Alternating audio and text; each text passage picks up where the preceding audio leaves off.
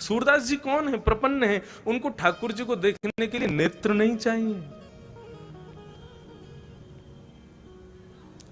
परम सत्य श्रीनाथ जी का नाम उनके हृदय में विराजमान है, उस नाम से ही वे दर्शन कर लेते हैं। श्रीनाथ जी कैसे? सूरदास जी महाराज अपने कुटिया में बैठ करके भजन करते थे, और जब वे पद गाते थे तो पद सुनने के लिए श्री जी बाबा का जैसे ही शयन होता था, शयन होते ही श्री जी बाबा तुरंत आ जाते थे और आकर के बाहर कुटिया के बैठ जाते और बैठ करके वहीं बैठे बैठे श्रवण करते जो भी सूरदास जी गाते, वापस लौट जाते। सावधानी से सुनना। एक दिन श्री जी बाबा ने मन में भाव रखा कि भैया आज गोसाई जी जल्दी हमको पौड़ा दें भोग लगा के। तो गोसाई जी तो कपाट बंद करके जाते थे दोपहर के, लेकिन ठाकुर जी जंगला में से कूद के भाग जाते थे, सूरदास जी की कुटिया पे जाके बैठ जाते थे। एक दिन ठाकुर जी जाने लगे तो श्री जी ने हाथ पकड़ लिया ठाकुरानी ने। कहां जा रहे हो? बोले हम जा रहे हैं एक जगह पे। बोले कहां जा रहे हो, मुझे सही बताओ। बोले एक भक्त है, उसको दर्शन देने के लिए जा रहे हैं। बोले हम भी चलेंगे साथ में। अरे तुम मत चलो, तुम क्या को जाओगी? तुम जाओगी तो फिर पता नहीं उसको समझ पाओगी नहीं समझ पाओगी, क्या भाव आवे समझ थोड़ी आता है। राधा रानी बोली या तो हमें लेके चलो, नहीं तो आज हम तुम्हारी गुसाई जी से शिकायत कर देंगे कि तुम पौड़ते नहीं हो, तुम भाग जाते हो दर्शन देने के लिए। ठाकुर जी अर्चावतार में जब विराजते हैं ना तो अपने अर्चक से डरते भी हैं। मैं अपनी कथा में कभी कभी बताता हूं, हमारी बहन जी बैठी हैं, श्री राधा रमन परिकर में आपका सौभाग्य है सेवा का।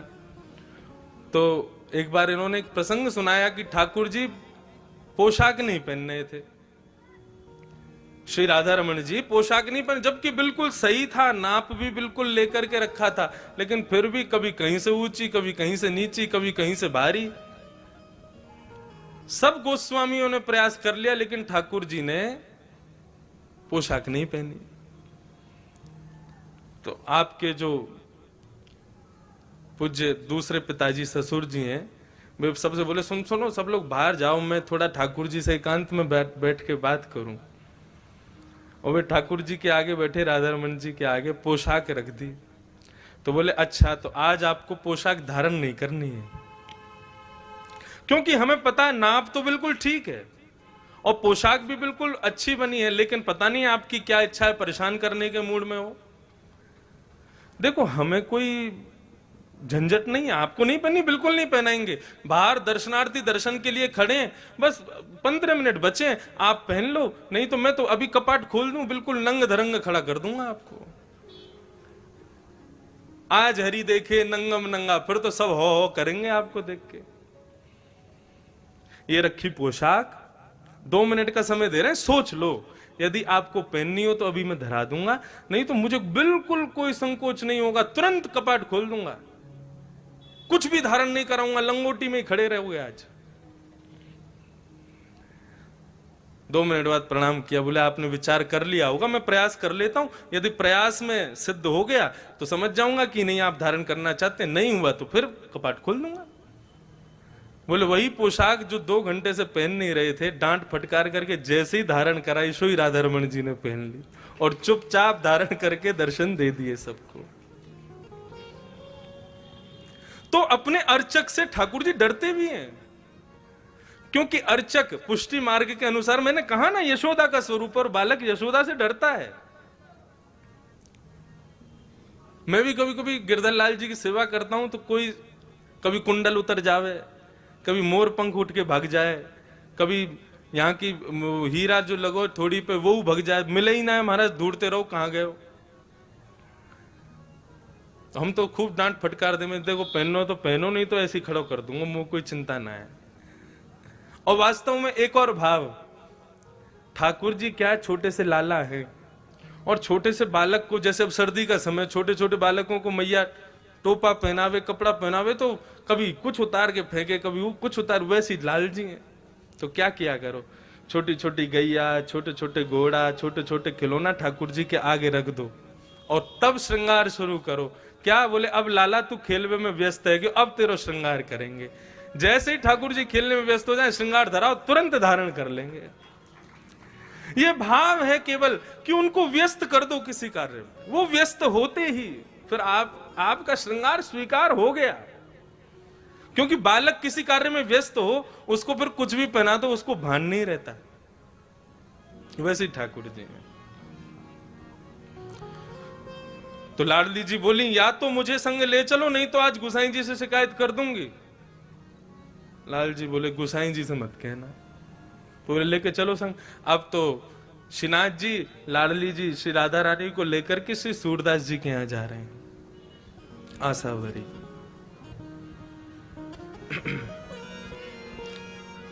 सूरदास जी की कुटिया में जाकर के दोनों प्रिया प्रियतम अविराजित हुए हैं और दोनों इतने भाव से सूरदास जी के पद को श्रवण कर रहे हैं, लेकिन सूरदास जी को नहीं पता कि ठाकुर जी मेरे सामने बैठे हैं।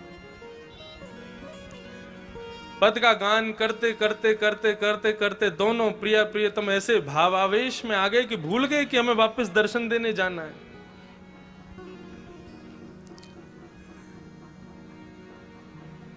जैसे ही सूरदास जी का पद पूर्ण हुआ, किशोरी जी ने और लाल जी ने दोनों ने नेत्र खोल करके देखा, सूरदास जी बैठे हैं।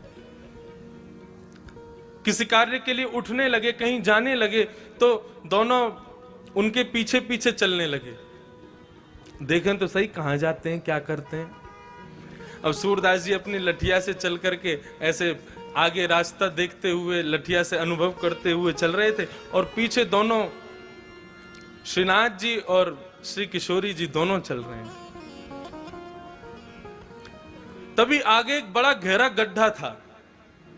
ठाकुर जी को भी अनुभव नहीं हो पाया, पता नहीं चल पाया। जैसे श्रीनाथ जी ने लठिया, वो सूरदास जी लठिया से चल रहे थे, उनको भी पता नहीं चल पाया और चलते चलते श्री सूरदास जी उस गड्ढे में गिर पड़े।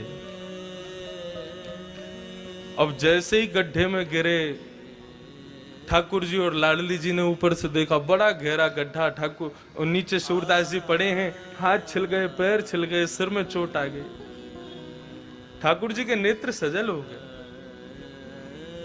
किशोरी जी, हम यह अवस्था में इनको छोड़ के ना जाएंगे, चलो इनकी नेक मदद कर दें, इनको नेक ऊपर उठा लें। बोलो क्या बात कर रहे हो, बाबा पहचान जाएगा हमको, और पहचान गए हो ना तो जो भाव है ना या कि वो सब खत्म हो जाएंगे। ठाकुर जी वास्तव में मिलते क्यों नहीं है, ताकि आपका भाव दिनों दिन बढ़ता रहे। क्योंकि सामीप्य में दोष आ जाता है। आप किसी को दूर से देखो बहुत प्यारा लगेगा, लेकिन उसके संग आप 10-5 दिन रह लोगे ना तो उसमें आपको दोष दिखने लग जाएंगे। तो ठाकुर जी भाव रखते हैं कहीं मेरे दोष, ठाकुर जी में कोई दोष नहीं होता, दोष हम में होता है। कहीं हमें कोई दोष ना आ जाए, हमारी भक्ति में दोष ना आ जाए, इसलिए ठाकुर जी दूर ही रहते हैं। लेकिन लाडली जी कहने लगी, ठाकुर जी मत करो। ठाकुर जी बोले, नहीं मैं ऐसे ना देख सकूं सूरदास को। तुरंत ठाकुर जी ने अपनी काली कमली उतारी और नीचे गड्ढे में डाल दी और किशोरी जी कही, आप मेरी कमर पकड़ लो, मैंने काली कमली पकड़ ली है, अब सूरदास जी या को पकड़ के ऊपर आ जाएंगे। सूरदास जी अपनी लठिया खोज रहे हैं, कहां गई। तभी ऊपर से ठाकुर जी बोले, बाबा। और जैसे ही बाबा शब्द सुना है, सूरदास जी ने रोम रोम नृत्य करने लगा। जितनी पीड़ा थी सब दूर हो गई, नेत्रों में मानो आंसू छलक पड़े हों। बोले, ये स्वर तो मेरे श्रीनाथ बाबा का ही हो सकता है। हाँ भाई, कौन है भैया? बोले, भैया बाबा हम यही ब्रजवासी हैं, गैया चरावे जामे, आपको पड़ो भयो देखो तो सोची ने आपकी मदद कर दें। हाँ भैया, बड़ो भलो करेगो ठाकुर तेरो। भैया कैसे आऊं ऊपर?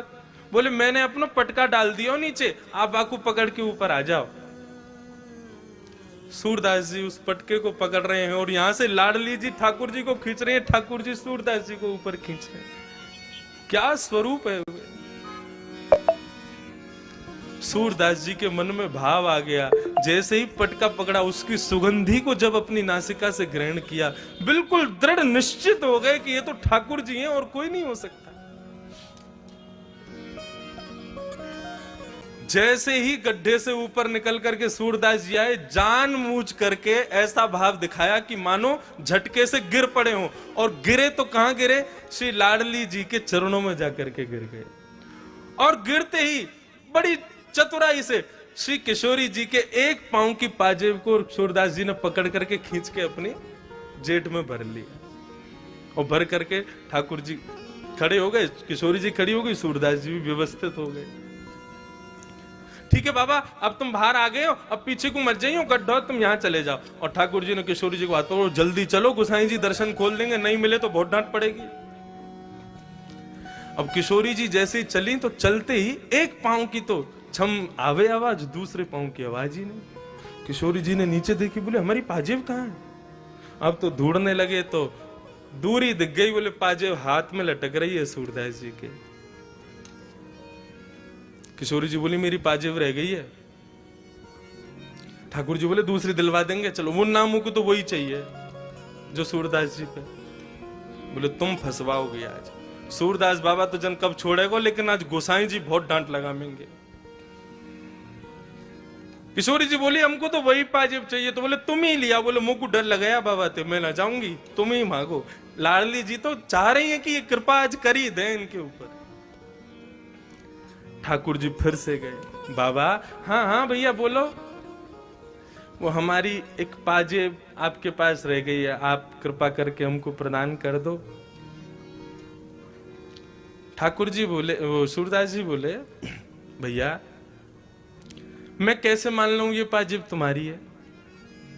अब भैया मैंने तुम्हें दे दी और फिर कोई आयो कि बाबा मैंने तुम्हारी सहायता करी, मेरी पाजेब गिर गई, तो मैं तो झूठो रह जाऊंगा। ठाकुर जी बोले तो आपको पता कैसे चलेगी कि या की दूसरी पाजेब कौन के पास? आप पे आंख तो है ना? बोले आंख ना है लेकिन हाथ तो है ना, अनुभव कर लूंगा मैं। तो बोले क्या करोगे? बोले दूसरी पाजेब जो है का है, वो मेरे हाथन के आगे आप चरणन में धारण करके ही दे दो, मैं वह पाजेब को हाथ से स्पर्श कर लूंगा, सो दूसरी पाजेब पहना दूंगा। किशोरी जी मुस्कुरा गए, बोले सूरदास जी समझ गए कि ये ठाकुर जी पधारे हैं। ठाकुर जी बोले आओ। अब तो किशोरी जी आगे आई, आगे आकर के खड़ी हुई, सूरदास जी से कही सूरदास जी नीचे बैठो, नीचे देखो, एक पाजेब देख लो और दूसरे पाँव में पहना दो। जैसे ही पाजेब देखी तो समझ गई, बोले हाँ भैया तुम्हारी है। दूसरे पाँव में पाजेब पहना करके श्री किशोरी जी के चरणों से लिपट गए सूरदास जी, अपने नेत्रों के जल से उनके पैरों को धोने लगे। बोले कृपा करो प्रभु, मैं पहचान गया हूं आप पधारे हो मुझ पे कृपा करने। किशोरी जी ने सूरदास जी को उठाया और ठाकुर जी, किशोरी और सूरदास जी तीनों को आलिंगन किया। और आलिंगन करके ठाकुर जी और किशोरी जी ने अपने हस्त कमल से जैसे ही सूरदास जी के नेत्रों पे हाथ फेरे, बोले बाबा आंख खोलो।